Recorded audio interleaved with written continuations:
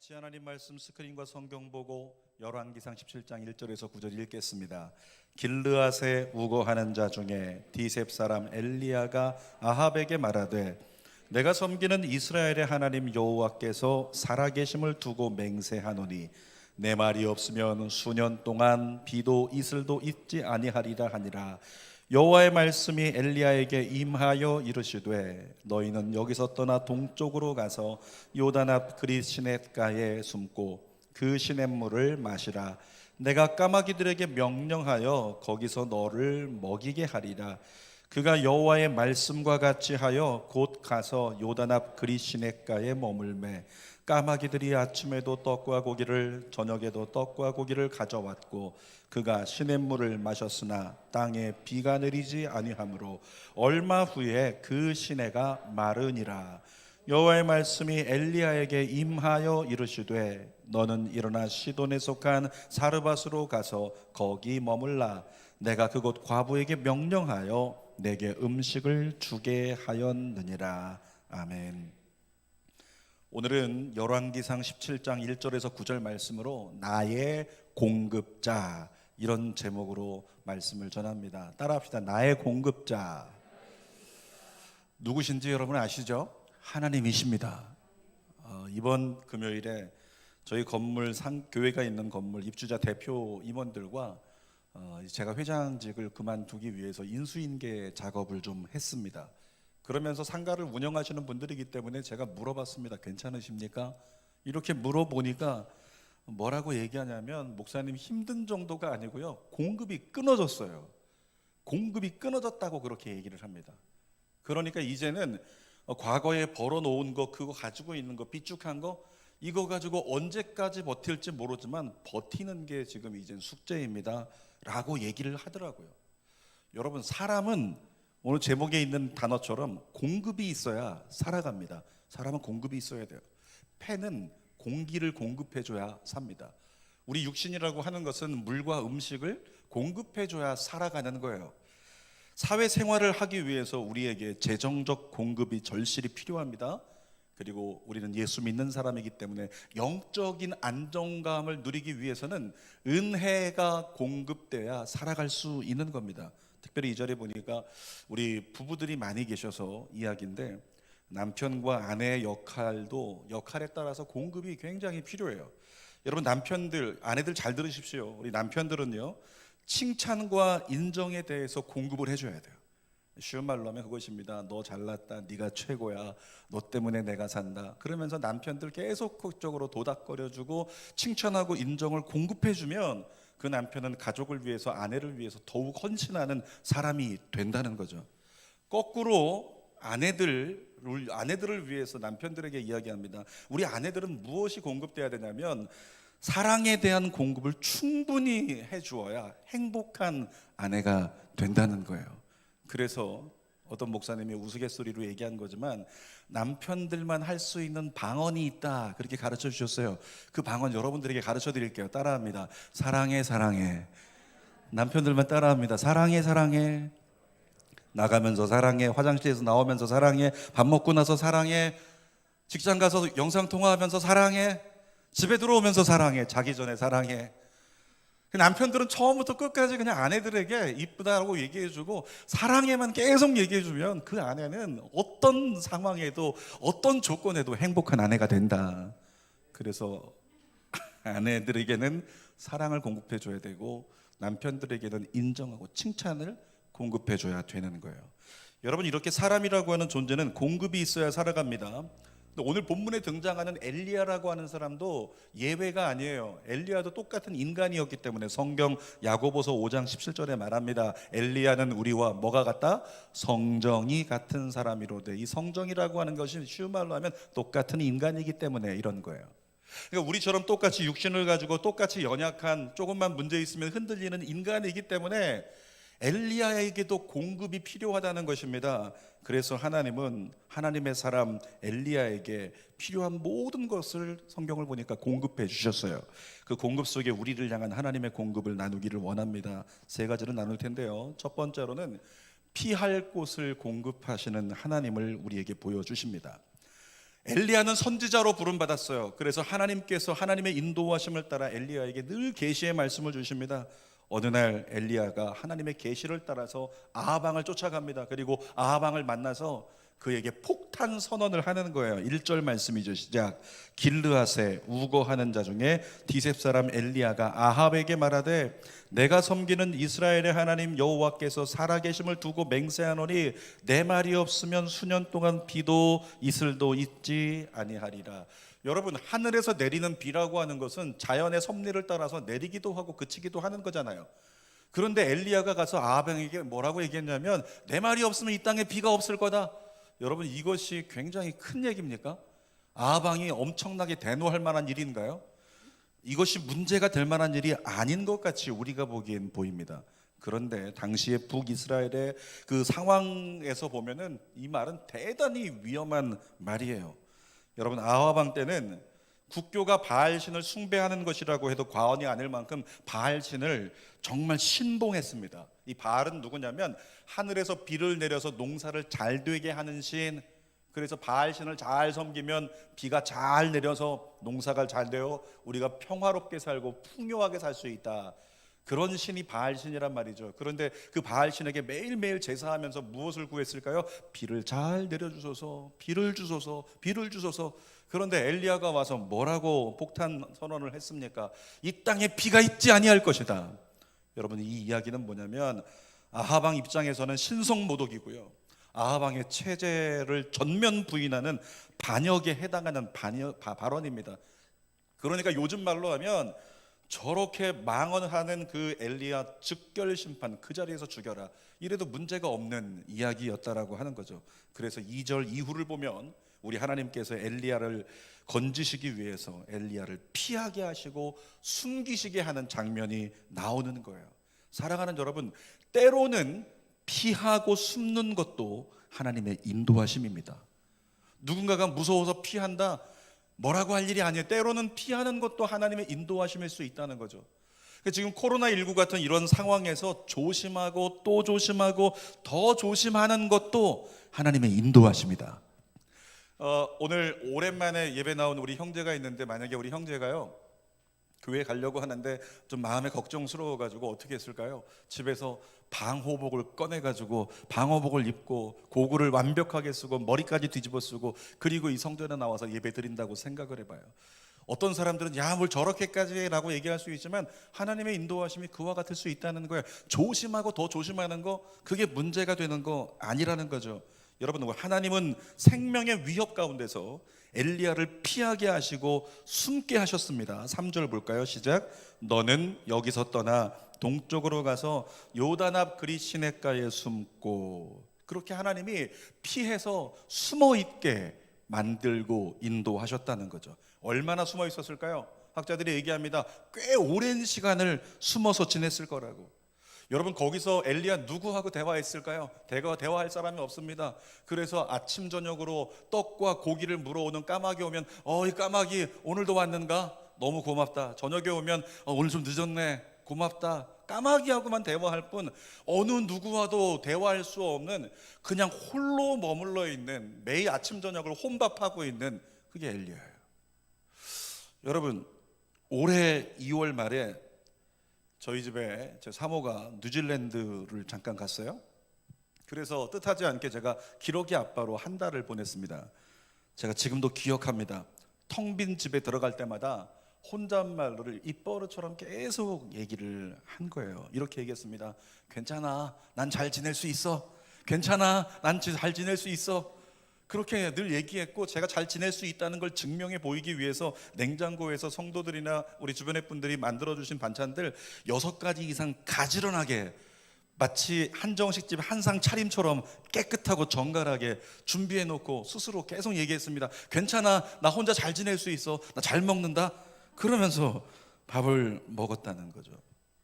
여러분, 며칠 동안은 괜찮았는데 한 열흘쯤 지나니까요, 그때부터 제일 힘든 게 무엇인가가 깨달아졌어요. 그게 뭐냐면 혼자 밥 먹는 거. 혼자 밥 먹는 게 정말 힘든 거더라고요. 괜찮다고 계속 얘기하면서 혼자 열심히 먹고 치우고 했었지만은 열흘쯤 지나니까 그게 너무너무 힘든 거예요. 그리고 그때 힘들다고 느끼면서 제 안에 들어오는 감정이 있는데 그게 뭐냐면 외로움. 아, 이게 외로운 거구나. 그걸 느꼈어요. 제가 그때 깨달았습니다. 저희 어머님께서 홀로 계신데, 우리 어머니 많은 시간을 혼자 식사하시는데 참 힘드셨겠다, 그 생각이 들더라고요. 뿐만 아니라 우리 김포에도 독거 노인분들이 굉장히 많이 계세요. 홀로 이렇게 자녀들이 같이 모시고 살고 싶어하는 심정이 있겠죠. 그러나 어르신들도 혼자 지내는 게 편하니까 홀로 계시다 보니 혼자 식사를 해야 될 때 이것이 굉장히 힘드셨겠구나라는 공감이 제 안에 들어오더라고요. 그래서 주는 교회는 코로나19 상황이 끝나면 홀로 계신 어르신들을 섬기는 사역을 했으면 좋겠다, 이런 생각을 해봤습니다. 아무튼 엘리야에게 하나님은 피할 수 있도록 피할 곳을 공급해 주셨어요. 자, 두 번째로 보니까 우리 엘리야에게 하나님이 무엇을 공급해 주시는가? 먹을 것을 공급하시는 하나님을 성경에서 보게 됩니다. 여러분, 엘리야는 그릿이라고 하는 시냇가에서 철저히 하나님만 바라고 하나님만 묵상하는 은혜를 경험하게 됐어요.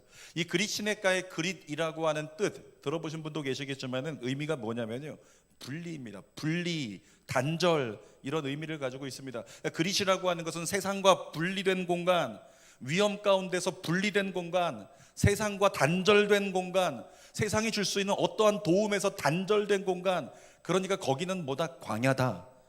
거기는 주님 없인 살아갈 수 없는 곳. 여러분, 이곳이 바로 그릿이라고 하는 시냇가라고요. 그 이름 그대로. 근데 이 그릿 시냇가가 우리나라에 흐르는 개천처럼 365일 흐르지 않아요. 이 그릿 시내가요, 우기에만 잠시 흘러요. 그러다 비가 그쳐버리면 금세 말라버려서 밑을 드러낸다고요. 하나님이 돕지 않으면 거기서 오랫동안 살아갈 수 있다, 불가능한 거예요. 하나님이 돕지 않으면 건기가 돼서 물이 말라버리면 살아갈 수 없는 곳이 그릿 시냇가입니다. 광야 같은 곳이라고요. 그런데 성경을 보세요. 비가 내리지 않기 시작했습니다. 그런데 하나님이 엘리야를 그릿 시냇가로 보냈어요. 이미 건기가 시작이 돼서 비가 그쳐버렸어요. 그런데 그릿 시냇가에 물이 있었다 없었다? 물이 흐르고 있었다. 여러분, 엘리야가 그 물을 마시면서 생명을 보존했습니다. 뿐만 아니라 아침 저녁으로 까마귀들이 물어오는 떡과 고기를 먹고 건강을 유지할 수 있었어요. 성경 3절과 4절을 읽어봅시다. 시작. 너는 여기서 떠나 동쪽으로 가서 요단 앞 그릿 시냇가에 숨고 그 시냇물을 마시라. 내가 까마귀들에게 명령하여 거기서 너를 먹이게 하리라. 사랑하는 여러분, 시냇물이 누구의 명령으로 마르지 않았을까요? 하나님의 명령으로요. 지금 성경에 나오죠. 까마귀가 누구의 명령을 듣고 엘리야에게 떡과 물고기를 물어다 줘요? 하나님의 명령이라고 써 있잖아요. 여러분, 엘리야는 그릿 시냇가를 통해서 다시금 깨달았습니다.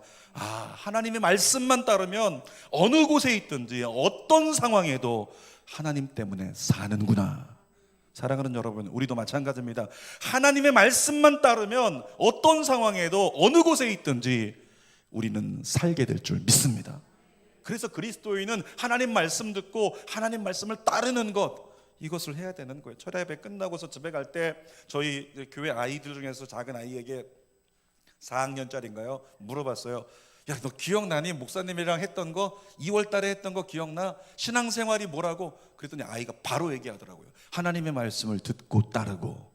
뭐라고요? 듣는 것만이 아니라고요, 따라야 된다고요. 오늘 말씀을 들은 여러분들이 말씀대로 따라가는 한 주를 살기를 축복합니다. 자, 6절 말씀 읽어볼까요? 시작. 까마귀들이 아침에도 떡과 고기를, 저녁에도 떡과 고기를 가져왔고 그가 시냇물을 마셨으나. 여러분, 우리가 이런 경험을 했다고 생각해 보세요. 시내야 그냥 흘러올 수도 있다, 아직 샘이 조금 남아서 물이 흘러올 수도 있겠지, 이런 생각할 수 있지만 까마귀가 아침 저녁으로 날아와가지고 먹을 걸 갖다 준다고 생각을 해보세요. 오늘 아까 제가 떡 먹어보니까 맛있었는데 그런 떡을 아침 저녁으로 까마귀가 물고 와서, 까마귀가 무슨 드론입니까? 그냥 날아와가지고 계속 공급해준다? 그것을 그냥 계절을 넘어서?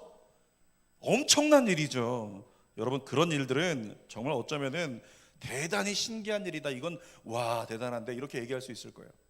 저희 집이 지금은 이사 와서 6층에 살고 있는데요, 이사 오기 전에 21층에 살았어요. 21층에 살 때는 방 창이 동쪽으로 나 있어서 제가 새벽기도 갔다 오거나 아니면 늦게 일어났을 때 취미가 있습니다. 동쪽을 향해 열려있는 창문 앞에 서면 동이 트는 것, 일출이 항상 보였어요. 그거 보면서 저를 맞아 보시는 그 하나님의 얼굴 같아가지고 하나님 그리고 부르기도 하고 기도도 하고 그랬단 말이죠. 또 어느 날인가는 또 태양을 보려고 창문 앞에 섰는데 창문 밖에서 소리가 들리는 거예요. 새소리가 들립니다. 새소리 흉내는 못 내겠어요. 찌르찌르찌르. 근데 이 새가 소리를 내면서 너무 이렇게 아름답잖아요, 새소리가. 그래서 창문을 살짝 열고 봤더니 거기 새 한 마리가 한 뼘밖에 안 되는 난간에 앉아 있는 거예요. 그래서 제가 나 홀로 있는 거 어떻게 알고 너 나 위로하려고 왔니? 그러면서 제가 그 새하고 잠깐 얘기를 하다가 냉장고를 뒤졌어요. 왜? 얘가 울고 있으니까. 여러분 자녀들 키우는 사람 알고 있죠? 자녀가 울면 어떻게 됩니까? 쌌거나 배고프거나 아프거나. 그래서 얘가 배고픈 것 같다 싶어가지고 냉장고를 열어보니까 제일 먼저 눈에 딱 들어온 게 삼겹살이 보이더라고요.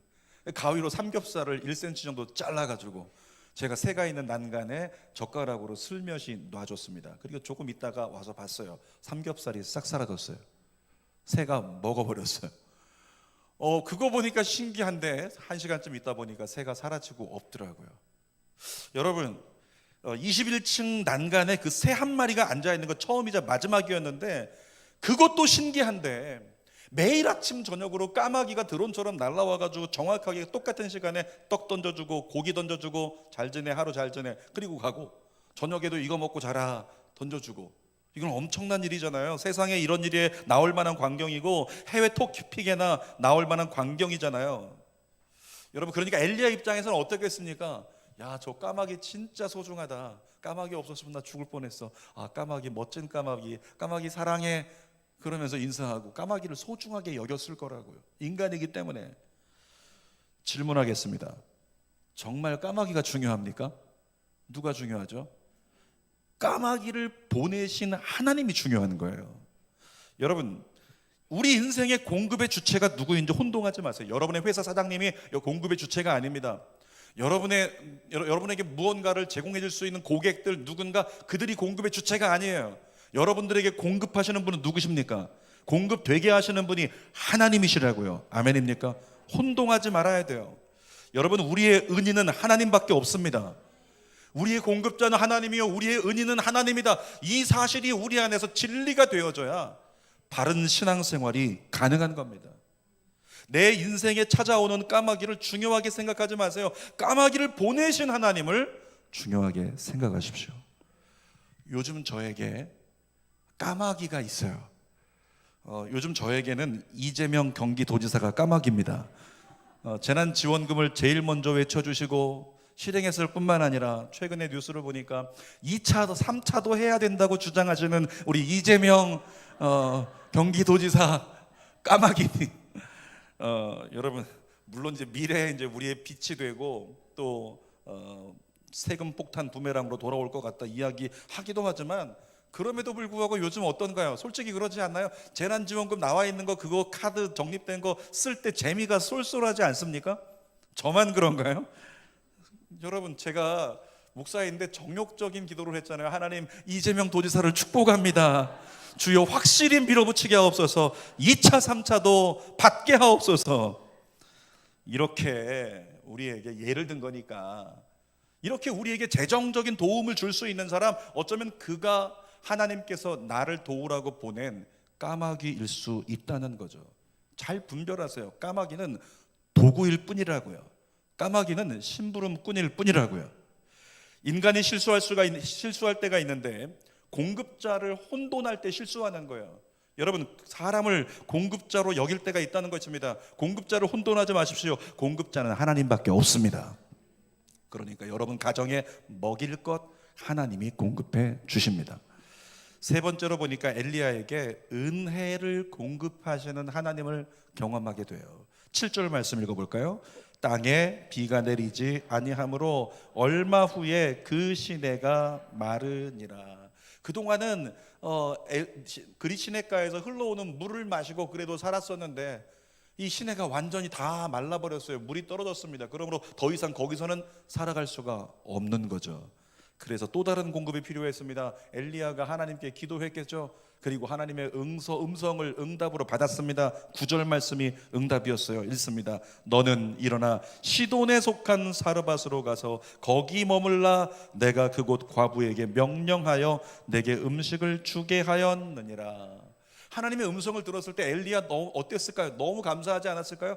그동안 여기서 잘 먹고 잘 살았는데 이제는 하나님께서 야, 사람을 만나게 하시는구나. 사람의 집으로 가라고, 거기서 먹을 것을 주겠다고 약속하시니까 얼마나 감사해요. 사르밧 과부를 또 다른 까마귀로 삼아서 엘리야를 살리고자 하는 하나님의 섭리 얼마나 감사합니까?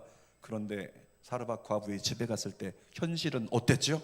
사르밧 과부의 집은 먹을 거라곤 절망밖에 없었어요.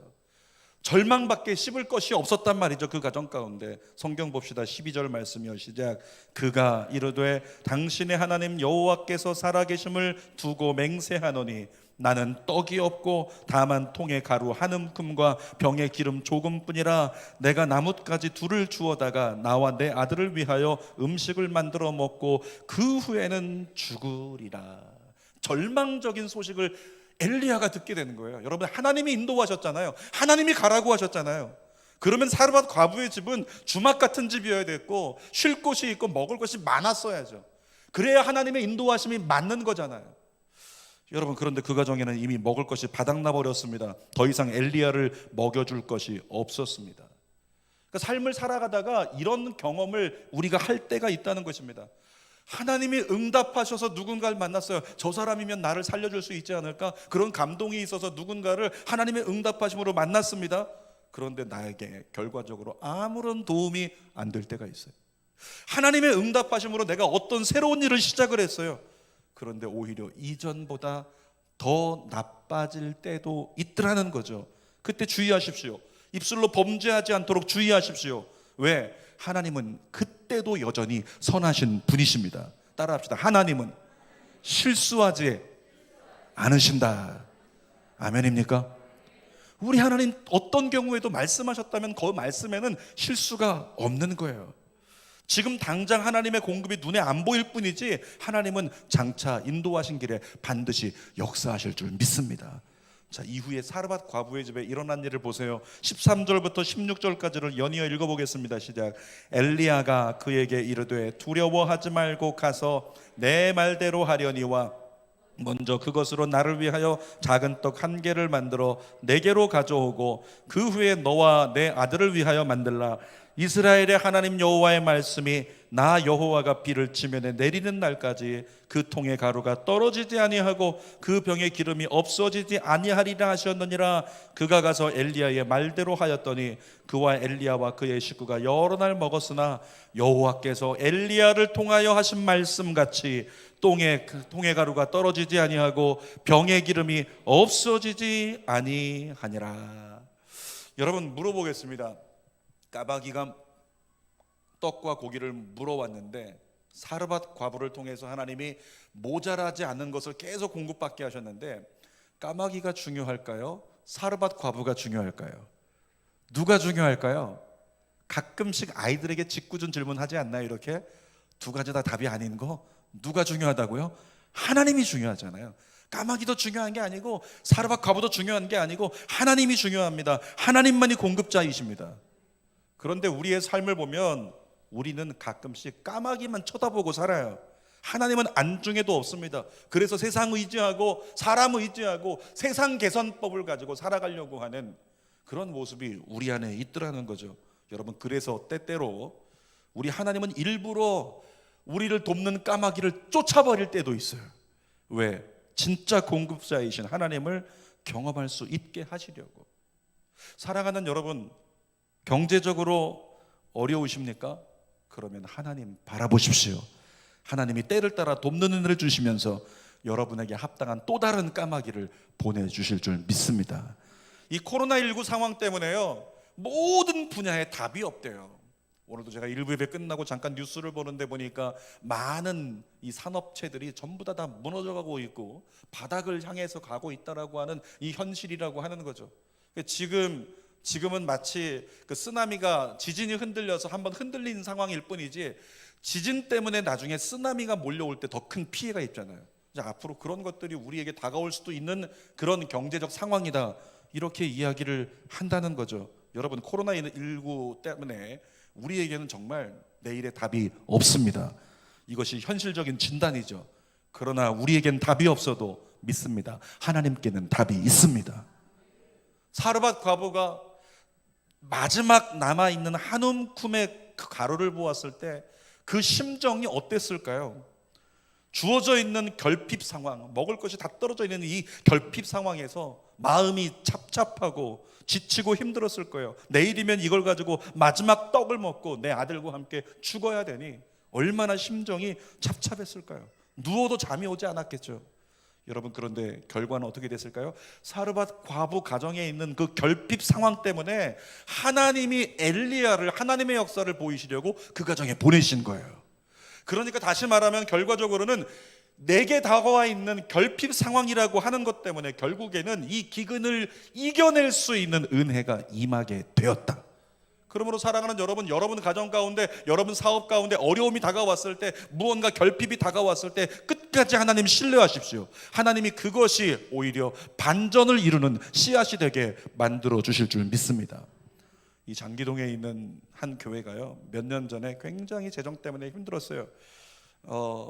생각만큼 교회를 아주 원형으로 지어가지고 멋지게 지어서 성도들이 많이 들어오겠지라고 생각을 했습니다. 그런 생각만큼 성도들이 그렇게 들어오질 않는 거예요.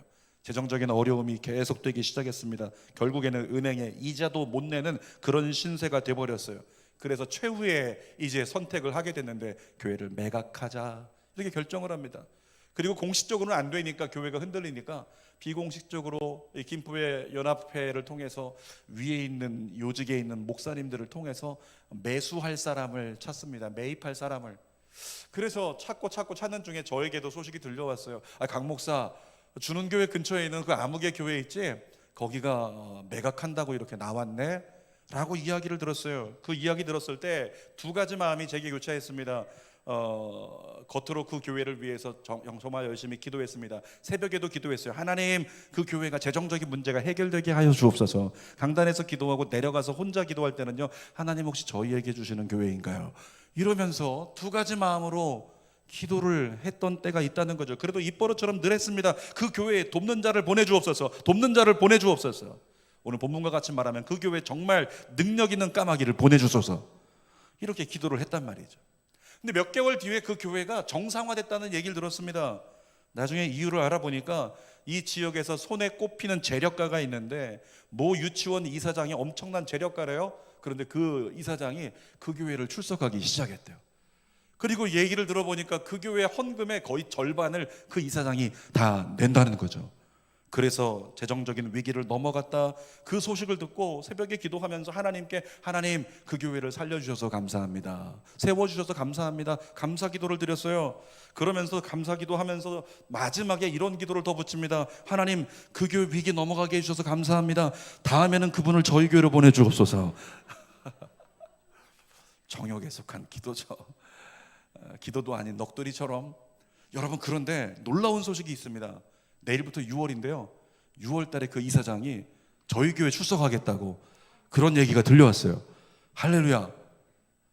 만약에 그런 일이 생긴다면, 예를 들어서 만약에 그런 일이 생긴다면 어떨까요? 일부 예배 때는 막 그냥 탄성을 지르시는 분이 계셨는데, 우와, 할렐루야, 드디어, 이런 거겠죠. 주는교회 건축하고 이사 가야 되는데 드디어, 뭐 그런 생각이겠죠. 만약에 예를 들어서 그런 일이 벌어진다고 생각해 보세요. 어느 날 다음 주, 이제 몇 주 지나면 건축위원회가 열리는데 갑자기 그분이 건축위원장을 만나는 거예요. 그리고 얘기합니다. 제가 이번에 교회 성전 이전을 위해서 작게 기여하겠습니다. 그리고 건축 부지의 절반을 내놓는 거예요.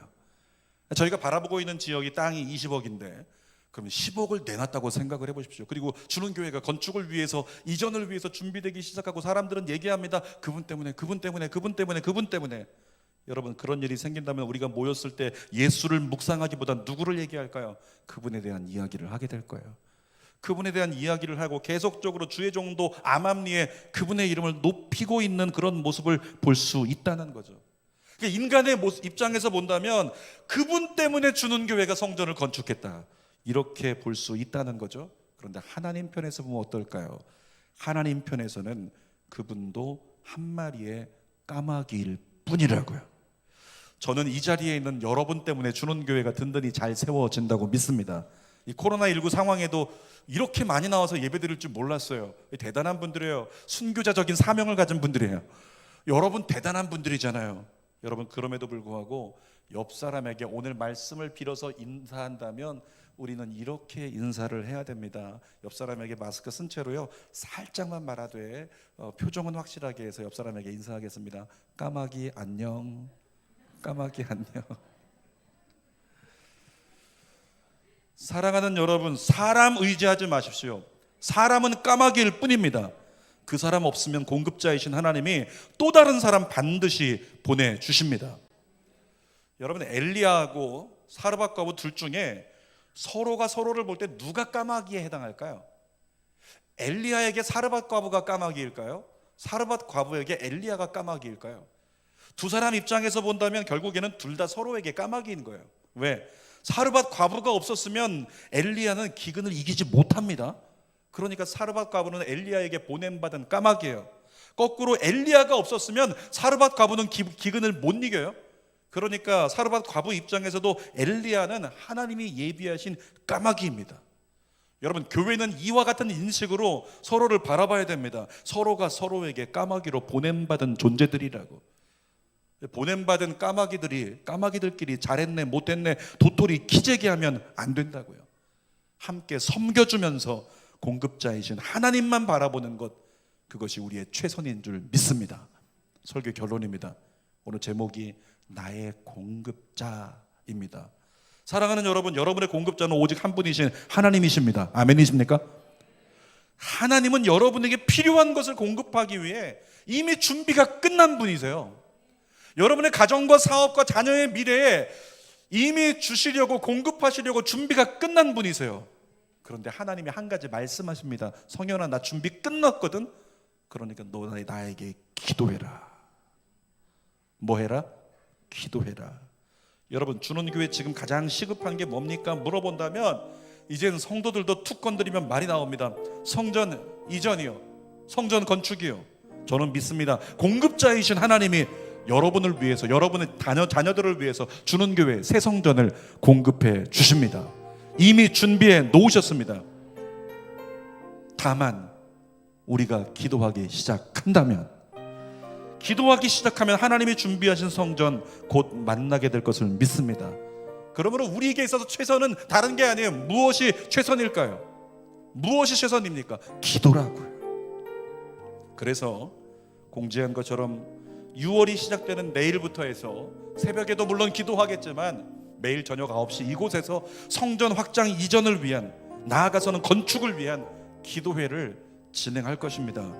여러분, 성전이 이전될 때까지 되어지는 그 기도, 그 간구를 들으신 하나님이 공급하기 위해 준비하신 성전을 보게 하실 것이며, 여러분 각 가정에도 공급하시는 주님을 자랑하고 간증할 수 있는 내일이 임할 줄 믿습니다. 그래서 하나님만 바라보십시오. 기도하겠습니다. 살아계신 아버지, 감사합니다. 오늘도 귀한 시간 이 자리에 우리를 불러주셔서 감사합니다. 우리의 공급자는 하나님밖에 없습니다. 살아계신 아버지 하나님, 철저히 나를 위기에서 피하게 하시고 나에게 먹을 것을 공급해 주시고 나에게 은혜를 공급해 주시는 주님을 나도 경험하게 하여 주시옵소서. 예수님의 이름으로 기도하옵나이다. 아멘. 공급자이신 하나님 생각하면서, 우리 말씀 생각하며 이 찬양 하나님께 올려드립니다. 날이 저물어 갈 때, 빈들에서 걸을 때, 그때가 하나님의 때.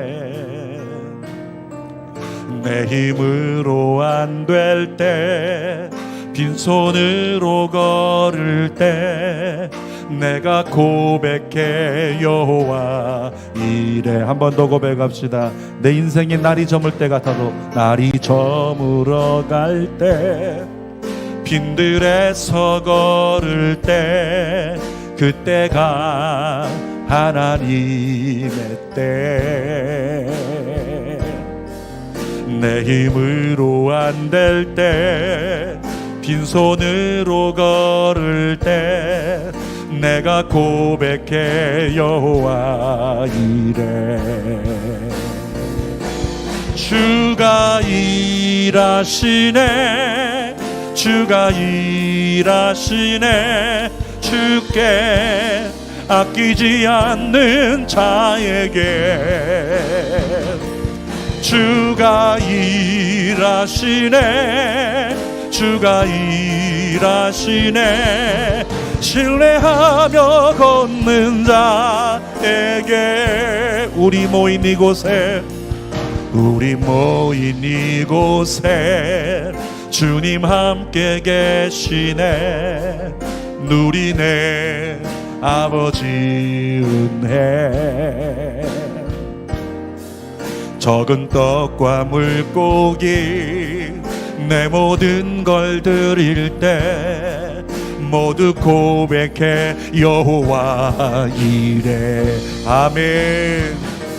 주가 일하시네, 주가 일하시네. 주께 아끼지 않는 자에게 주가 일하시네, 주가 일하시네. 신뢰하며 걷는 자 주님만 바라보겠다고 주가 일하시네, 주가 일하시네, 주가 일하시네. 주께 아끼지 않는 자에게 주가 일하시네, 주가 일하시네. 신뢰하며 걷는